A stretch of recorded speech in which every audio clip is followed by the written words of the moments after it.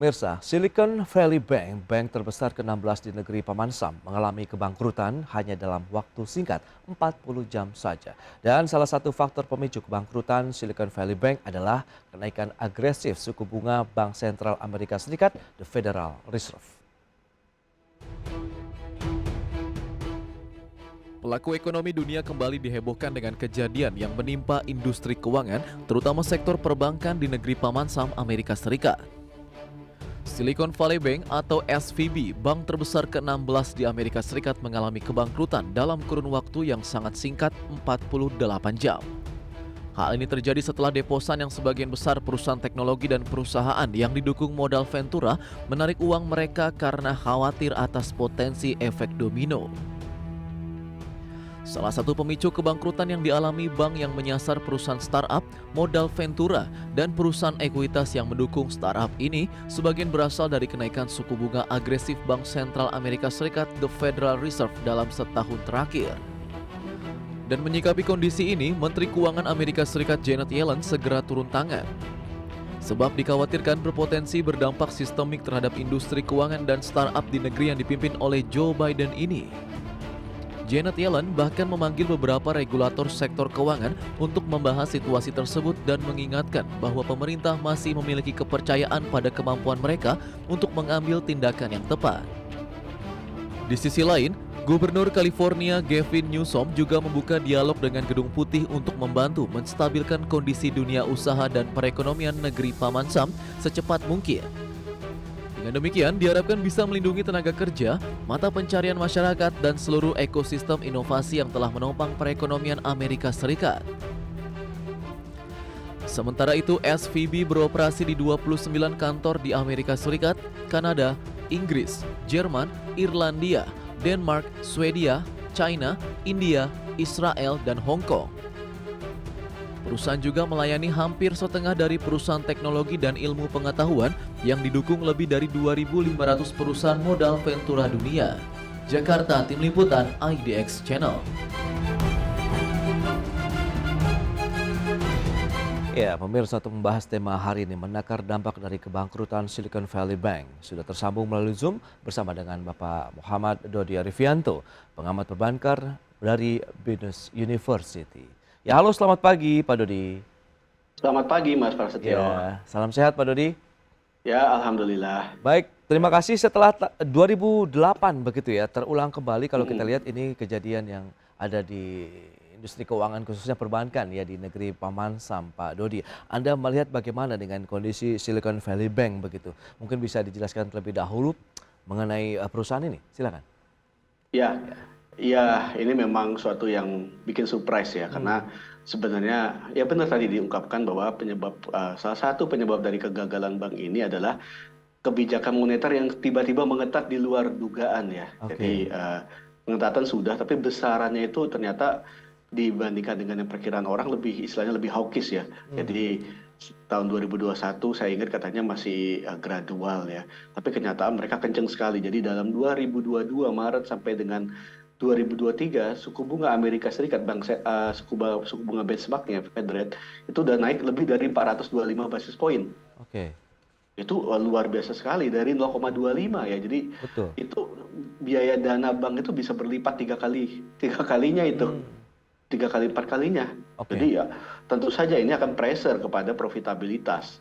Beberapa yang kita tahu apalagi seperti Bank SVB ini yang model bisnisnya dia adalah melayani startup. Startup ini membutuhkan pendanaan yang kelok. Jadi bukan naik turun bunganya. Jadi nggak bisa segera ngikutin. Kalau orang bikin startup biasanya kalau nggak berupa saham, jadi kalau saya punya startup, saya minta di backing dalam bentuk saham atau obligasi jangka panjang.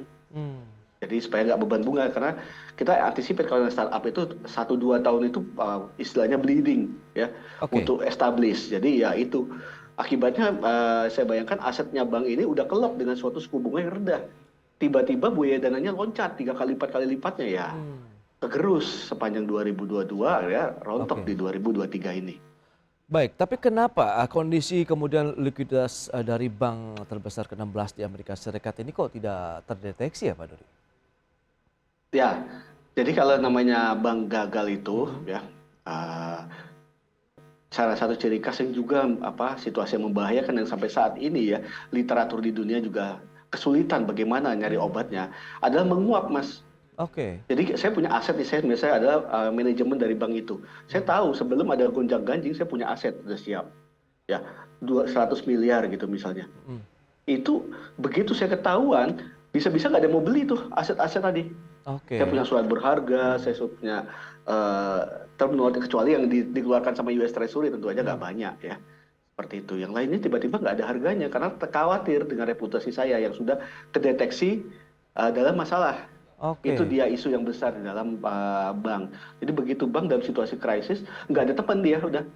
Jadi dia Iya, terpaksa iya. harus kepada ya kalau nggak gagal ya, kalau misalnya terdeteksi mungkin dibantu oleh pinjaman emergensi oleh regulator entah the Fed ya Mhm. seperti itu.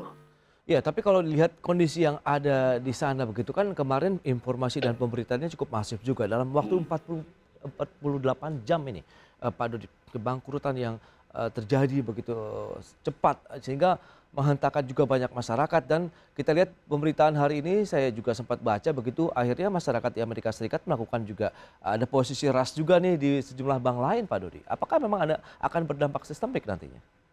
Iya, emang satu lagi Hmm. terkait dengan SVB ini, sesuatu yang istilah perlu kita pelajari yang Hmm. mungkin ya bagi sebagian regulator mungkin tidak antisipasi ya. Ini model bisnis bank ini adalah digital banking, Mas. Iya, Jadi beda dengan konvensional banking, kalau kita narik kita harus datang ke kantor, kita ngantri ya, oke. terus jumlahnya bisa dibatasi kan. Kalau misalnya orang ngeras itu kan first come first service. Hmm. Kalau pas kita dapat duitnya tersedia di bank maka kita dibayarkan. Kalau enggak ya udah.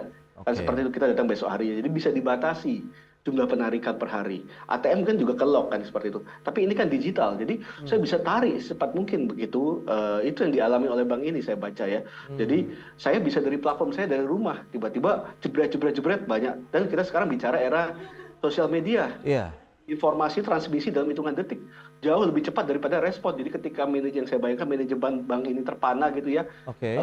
begitu kagetnya melihat dan alat liquid dia rontok dengan cepat habis ya. Jadi Betul. yang saya baca jadi minus tuh kalau nggak salah dalam berapa hari, Hmm. dalam berapa jam. Ya, Kalau ya, kita ya lihat, karena ya. karena dengan cepatnya tadi berita tersebar, kita hanya butuh detik dan Hmm. dalam detik Iya, deposan iya. bisa ngerespon langsung narik pak gitu dengan saya di depan sini bahkan dengan HP saja saya bisa narik dalam jumlah besar karena ini digital Oke. banking Iya, iya, iya. gitu Oke. ya.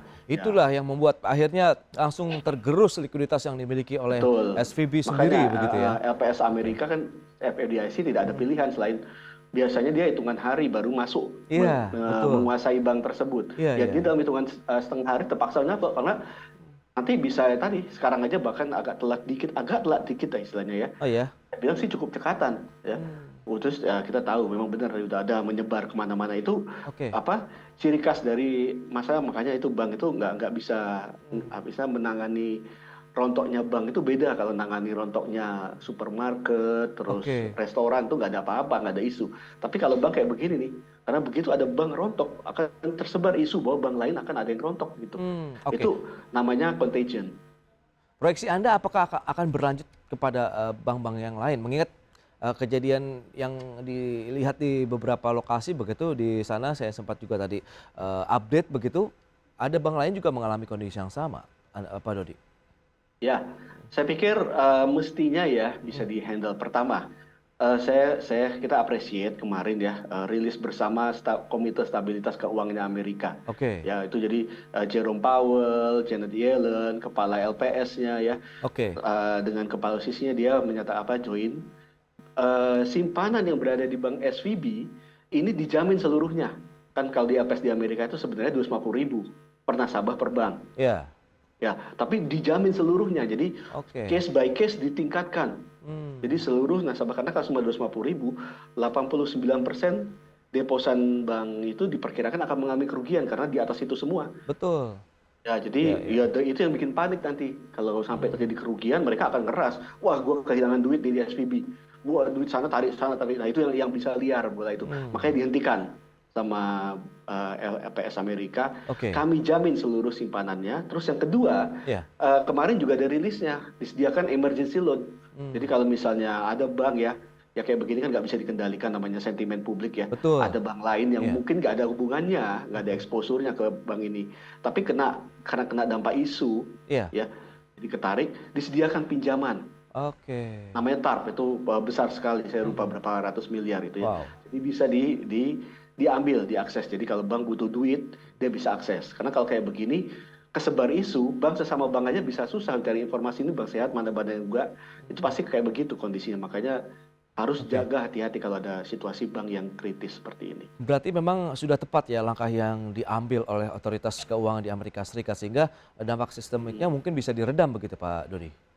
Iya, jadi sejauh ini moga-moga ya itu bisa menenangkan karena pertama penjaminan sudah ditingkatkan, efektifnya sekarang sudah full penjaminan penuh.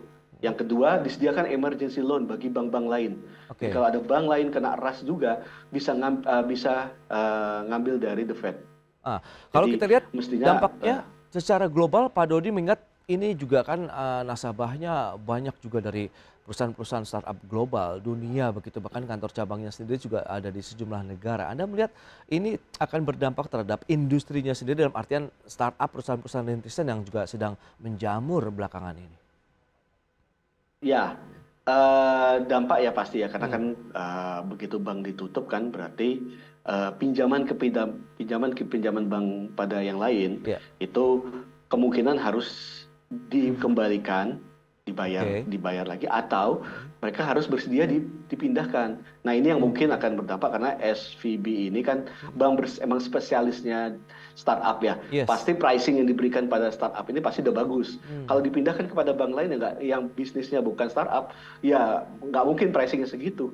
Orang bisa ngasih pricing bagus karena dia kenal industrinya. Kalau nggak kenal kan ya pricing mahal. Nah pricing mahal itu yang akan bikin isu. Apalagi kita tahu sekarang saya mengatakan startup ini dalam proses istilahnya atau digital teknologi secara umum ya, e-commerce, pasti dalam proses reality check ya. Jadi selama ini kita tahu pasca pandemi ya, begitu pandemi semua hype ya, seolah-olah hidup ini bisa digitalisasi seluruhnya, which is not ya, seperti itu. Begitu kita sudah masuk kembali ke normal kelihatan ya. Orang nggak segitunya Zoom meeting ya, seperti itu. Nggak segitunya berjalan-jalan sosial media. Pada akhirnya orang on-site, interaktif. Dan ini secara perlahan kelihatan. Reality check saya bilang. Beberapa yang itu ya pasti dalam semua siklus reality check pasti menimbulkan biaya. Oke, dengan adanya kejadian ini, meskipun tadi sudah berhasil diredam dengan efektif ya oleh otoritas keuangan di Amerika Serikat, akankah juga menjalar dampaknya ataupun sentimennya terhadap market Asia, kemudian juga ke Indonesia? Berikut ini kembali kami sampaikan infografik terkait dengan kebangkrutan bank terbesar di Amerika Serikat dari tahun 2008 sampai dengan 2023. Ya, seperti yang bisa Anda saksikan, kita lihat ada beberapa bank begitu yang juga mengalami kondisi yang sama. Ada Western Bank Puerto Rico 10,8 miliar dolar, kemudian United Commercial Bank, M-Trust Bank, kemudian US Bank California, Bank United, Guarantee Bank, kemudian IndyMac Federal Bank, Colonial Bank, dan Silicon Valley Bank yang nampaknya juga menempati posisi kedua dari bank yang mengalami kebangkrutan di Amerika Serikat setelah Western Bank, Mutual Bank begitu ya, Washington. Seharusnya kalau data yang disampaikan ada Washington Mutual Bank di 307 miliar dolar Amerika yang tertinggi, kemudian Silicon Valley Bank. Berikutnya, nasabah kelas kakap dari Silicon Valley Bank itu apa saja? Ada Shopify, Pioneer, Stripe, Lemonade, Pinterest, kemudian Roku, Coinbase, dan juga Etsy. Dan selanjutnya kita akan cermati bagaimana dengan pergerakan suku bunga acuan Bank Sentral Amerika Serikat yang menjadi salah satu pemicu ya bangkrutan yang dialami oleh Silicon Valley Bank. Dari 0,25% melonjak sampai dengan 4,75%. Ini yang tadi sudah disampaikan beberapa alasannya begitu ya, membuat kondisi yang terjadi dialami Silicon Valley Bank. Baik, kita lanjutkan kembali perbincangan bersama dengan Bapak Dodi Arifianto. Pak Dodi, kita akan lanjutkan kembali Pak. Kalau kita lihat dengan kondisi yang ada dan ini juga menempati posisi yang kedua. Meskipun tadi beragam langkah sudah dilakukan dan diantisipasi oleh lembaga keuangan ataupun pihak berwenang begitu di Amerika Serikat, Anda melihat bagaimana nanti lebih kepada domino efeknya begitu terhadap negara-negara lain termasuk Indonesia, Pak Dodi? Ya, kalau kita lihat, ya tadi kan sudah disebutkan ya negara-negara di mana SVB ini punya subsidiary ya. Iya. Tadi yang jelas kalau yang saya sudah baca UK sudah bertindak ya, diambil alih sama HSBC. Oke. Saya pikir semuanya akan ini. Kalau negara-negara lain saya pikir akan bertindak ya kalau subsidiary itu entah mereka akan jual ya seperti itu. Itu satu. Dampak yang segera terasa itu adalah sentimen. Udah kayak Sentimen. begini, ya kita lihat itu tadi ya, kalau di Amerika sendiri harga saham bank berguguran di sana. Ya biasa, seperti saya katakan tadi, begitu ada satu bank gagal, yang terpencil pertama adalah nggak bank lain yang gagal juga. Itu ada di dalam literatur standar, namanya contagion. Oke. Nah ini yang membuat ya bisa wild ya sentimen ini yang dijaga sekali oleh regulator. Makanya tadi langsung penjaminan simpanannya naik tanpa batas, kemudian ada emergency lending. Tapi tetap aja ya kalau namanya sentimen udah keburu-buru dampaknya akan ada dulu nih. Jadi sekarang orang mungkin akan menjauhi dulu saham-saham bank ya. Sampai Oke. semuanya clear, ini kan Ripple-nya baru terjadi 10 Maret kemarin kan. Jadi ya mungkin seminggu, 2 minggu sampai 1 bulan orang menakar karena kan nggak gampang juga melihat nebak-nebak mana. Oke. Ya, sejujurnya siklus ketika ekonomi bertransisi dari resesi kan kemarin resesi global ya Ya. karena pandemi kepada bagus itu sebenarnya dalam proses recovery bank itu salah satu kalau secara siklikal termasuk diuntungkan ya seperti Oke. itu ekonomi. Nah, Cuma kalau bisa beradaptasi dengan kebijakan moneter, nah beberapa kebijakan moneter termasuk di Amerika ini di luar dugaan, jadi ya alih-alih bisa beradaptasi ya begini salah satunya. Nah ini yang akan dicermati sama pelaku pasar lain, ada nggak yang punya ciri khas serupa.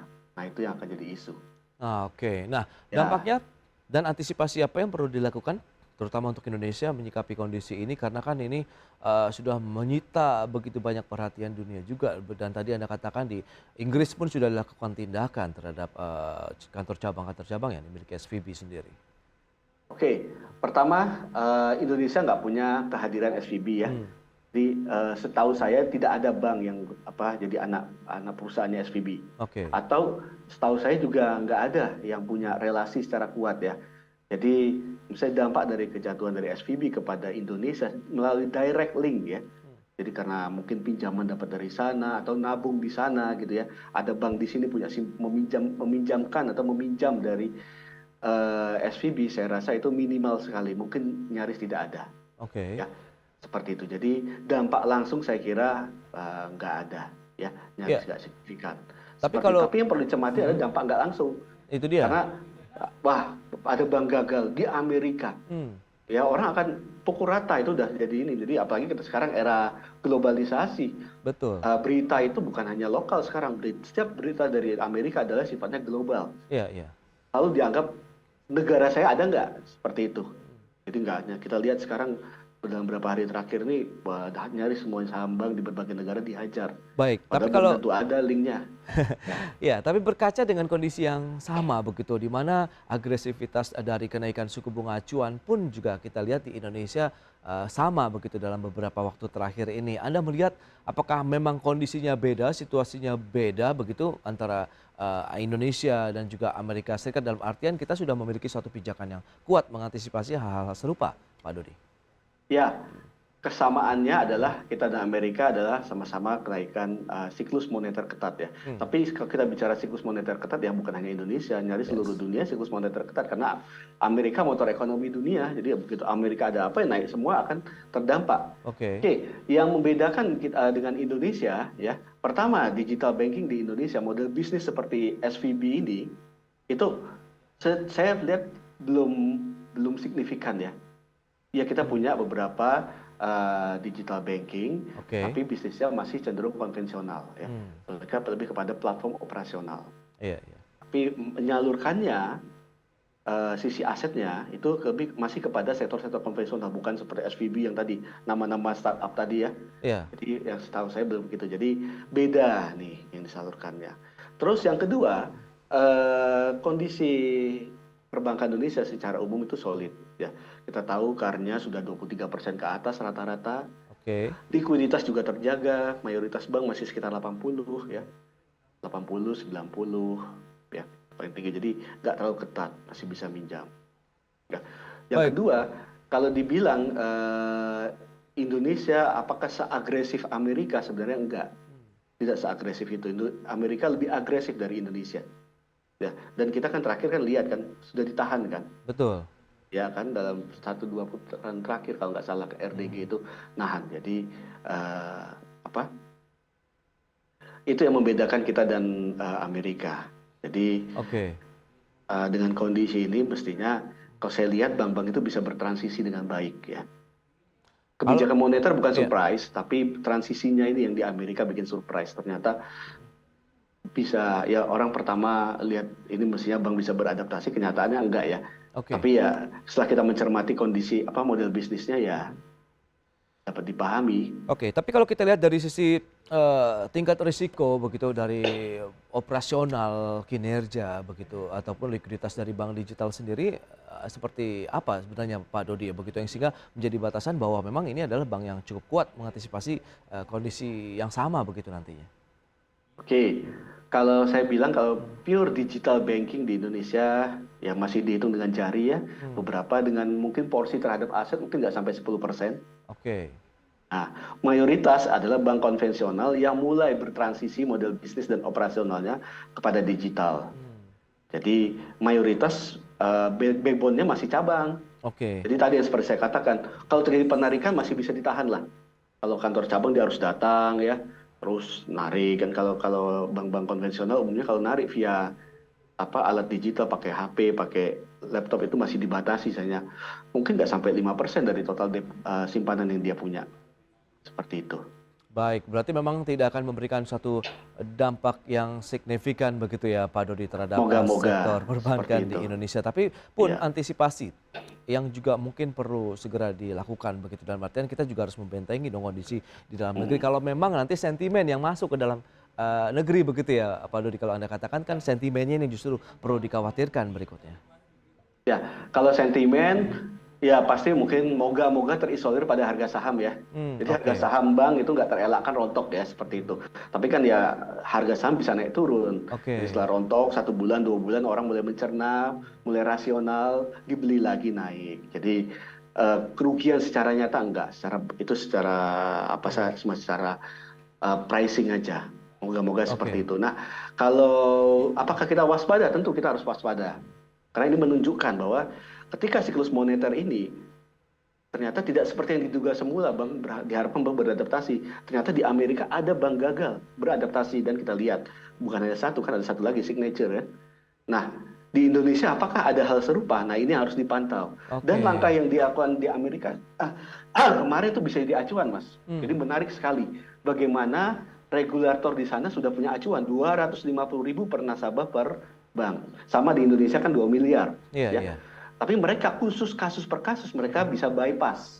Karena Oke. namanya kepercayaan kepada perbankan itu nggak boleh ditawar. Oh, Sekali baik. rontok hilang, balikinnya harganya luar biasa mahal. Kita bayar luar biasa dahsyat tahun 97. Sampai hari ini kita masih cicil kan harganya. Gara-gara kepercayaan masyarakat kepada bank hilang. Jadi itu nggak bisa ditawar. Nah Oke. itu yang perlu jadi pembelajaran. Jadi kalau Baik. misalnya ya amit-amit ya bukan kita mau berdoa itu akan Betul, ke betul. sini ya. Iya, iya. Tapi yang saya khawatir bank-bank kita bisa nggak beradaptasi dengan moneter yang lebih ini ya, yang ketat ya. Walaupun sebenarnya saya bilang mestinya dapat karena kenapa? Berbeda dengan Amerika ya. Amerika itu luar biasa rendah Mas, bunga dari nol loh Iya, iya. efektifnya. Betul. Kalau kita kan bunga Oke. ya terendah dalam sepanjang sejarah, tapi Baik. nasabah sudah terbiasa bayar istilah Iya. 6%, 7% itu norm. Jadi kalau kita bicara tahun 2010 ke bawah, Baik. 2015 ke bawah, bunga double digit 10% itu biasa. Semua bank ngasih segitu. Semua debitur ya biasa 10% itu. Oke. Jadi sekarang kalau misalnya berada di 5% terus naik, Baik. mestinya mereka berada dalam dulu enak, sekarang biasa seperti itu. Jadi moga-moga Oke. nih. Iya. Ya. Baik, Pak Dodi, semoga tidak ada dampak yang signifikan begitu ya yang masuk ke Moga-moga. Indonesia terkait dengan kebangkrutan satu bank besar juga lah bisa dikatakan yang terjadi di negeri Amerika Serikat. Pak Dodi, terima kasih banyak atas waktu dan Sama-sama, sharing yang Anda Mas. berikan ya Pak. Selamat melanjutkan aktivitas Anda kembali. Salam sehat Terima Pak Dodi. kasih. Ya. Ya. Baik pemirsa, 1 jam sudah saya menemani Anda dalam Market Review dan tetap saksikan IDX Channel, your trustworthy and comprehensive investment reference. Saya Prasetyo Wibowo beserta kerabat kerja yang bertugas undur diri.